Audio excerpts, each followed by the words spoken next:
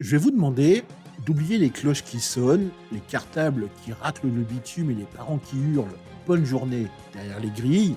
En Pologne, la rentrée, c'est un peu comme une mini parade militaire à la première lumière. Ça s'appelle la Pélé. Et le 1er septembre, c'est le jour le plus solennel de l'année scolaire. Aujourd'hui, je vais vous emmener droit au cœur de cette tradition que même les Polonais trouvent un poil trop sérieuse. Est-ce que vous êtes prêts? Ça commence dans quelques instants dans le podcast du Double K. En France, la rentrée, c'est le brouhaha, l'angoisse du café froid. En Pologne, c'est avant tout le silence, la contemplation et l'odeur du cirage sur des chaussures lustrées la veille. Le premier choc, le 1er septembre, pas de cours. Toute la journée est consacrée à l'appeler, une cérémonie qui ressemble un petit peu à un 14 juillet miniature. Les élèves débarquent en tenue, blouse blanche pour les plus petits, costume sombre ou tailleur strict pour les lycéens, parents, grands-parents, voisins, tout le monde se retrouve dans la cour. Pas de cornet de bonbons, on apporte une fleur pour le prof principal. Le deuxième choc, la matinée va commencer par un discours de la directrice sur l'histoire de l'école, suivi d'un rappel du 1er septembre 1939. Oui, ce jour-là, l'invasion nazie, même date. L'émotion est donc servie dès 8h30. Pas encore du stress sur les devoirs, on est encore en mode recueillement.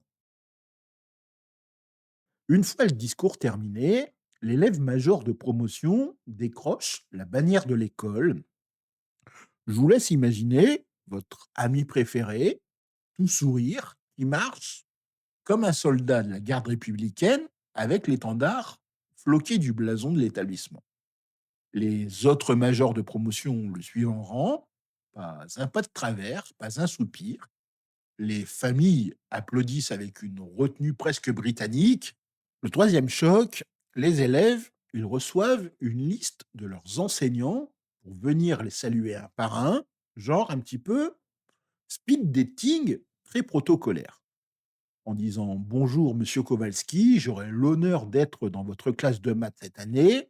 On salue, on se présente, on répète 3 fois son nom pour être sûr d'être retenu. Et surtout, on ne serre pas la main comme un poisson mou, on serre ferme. C'est la Pologne. Alors, vous allez me dire, mais pourquoi autant de solennité? J'ai posé la question à Agnieszka, une prof de français dans un lycée de Cracovie. Elle dit que chez elle, l'école, c'est un petit peu une extension de la famille élargie. Quand tu entres dans la cour, tu respectes le lieu comme tu respecterais la maison de tes grands-parents. L'autre raison, c'est aussi l'histoire. Sous la période communiste, l'école était un pilier de la discipline civique.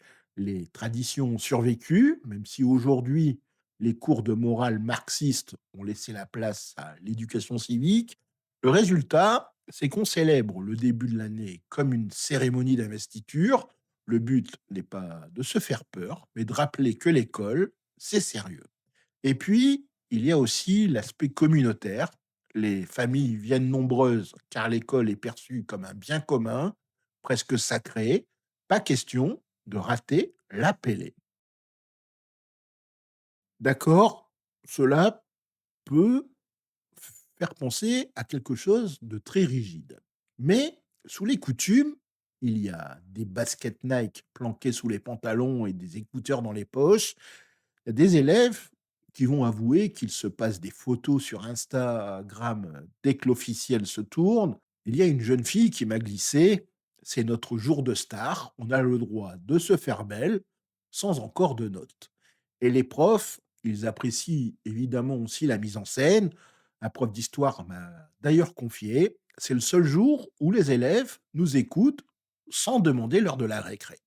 Alors oui, c'est formel, mais c'est aussi la seule journée de l'année où personne n'est en retard, et ça, c'est un symbole fort. Si vous avez déjà vu un appelé ou une rentrée solennelle ailleurs, racontez-moi votre moment le plus marquant en commentaire. On va faire un petit aparté cadeau. Ne cherchez pas de cornet de bonbons polonais.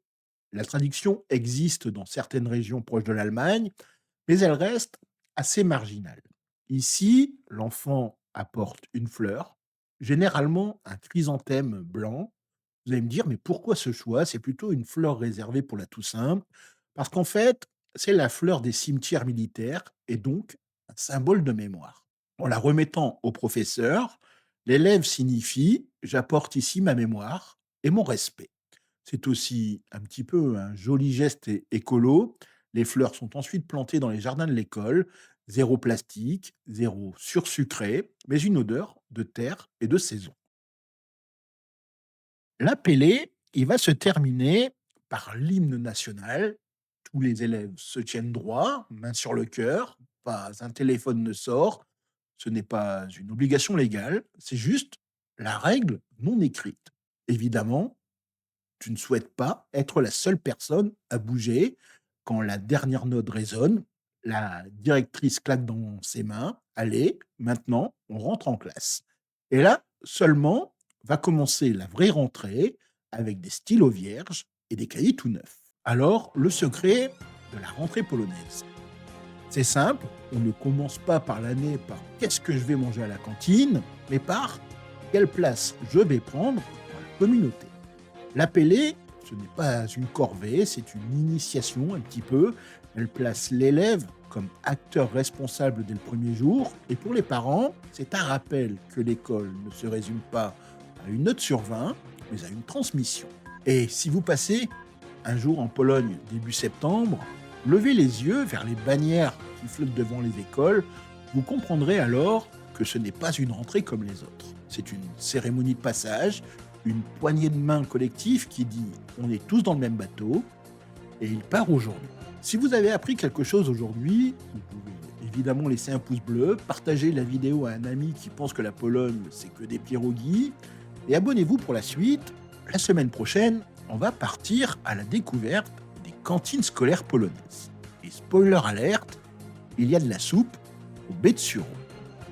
Je vous remercie d'avoir écouté ce nouveau podcast du Double K.